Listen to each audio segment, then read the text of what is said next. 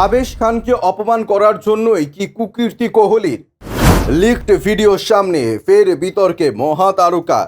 বিরাট কোহলির হলোটা কি? কখনো আউট হয়ে যায় বিপক্ষের খেলোয়াড়কে আঙুল উঁচিয়ে মাঠের বাইরে চলে যাওয়ার ইঙ্গিত করেছেন, আবার কখনো বিপক্ষের বোলারকে ভেঙাচ্ছেন, কখনো আবার মাঠের মধ্যে অন্য কোনো বিতর্কে জড়াচ্ছেন। এবার তার এমনই এক কুকীর্তি ধরা পড়ল। ভিডিও সামনে আসায় যা নিয়ে শুরু হয়েছে বিতর্ক। কোহলির এই নতুন বিতর্ক কীর্তি রাজস্থান রয়্যালসের ম্যাচে। শনিবারই রাজস্থানের সোয়াই মানসিং স্টেডিয়ামে রয়্যাল চ্যালেঞ্জার্স বেঙ্গালুরুর সঙ্গে রাজস্থান রয়্যালসের ম্যাচ ছিল। কোহলি ওই ম্যাচে রয়্যাল চ্যালেঞ্জার্স বেঙ্গালুরুর হয়ে 72 বলে 113 রান করেন, কিন্তু আরসিবির অন্য কোনো ব্যাটার তেমন কিছু করতে পারেননি, যার কারণে কোহলির সেঞ্চুরিও সমালোচনার ঊর্ধ্বে ছিল না।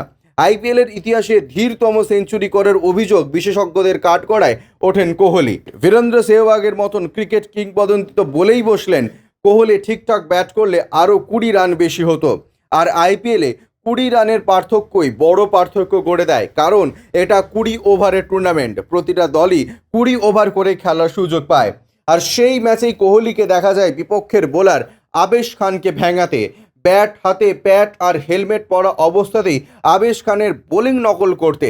সেই ভিডিও ছড়িয়ে পড়ে ইতিমধ্যেই ভাইরাল হয়েছে। আইপিএল কর্তারা প্রথম থেকেই বলে আসছেন খেলোয়াড়চিত ভূমিকা বজায় রাখার জন্য। এর আগে বিপক্ষের খেলোয়াড়ের সঙ্গে যথোচিত আচরণ না করায় কেকেআর খেলোয়াড় হর্ষিত রানার ম্যাচ ফির 60% কেটে নেওয়া ছিল ম্যাচ কমিশনার। আর সেটা ঘটেছে এবারের আইপিএলও।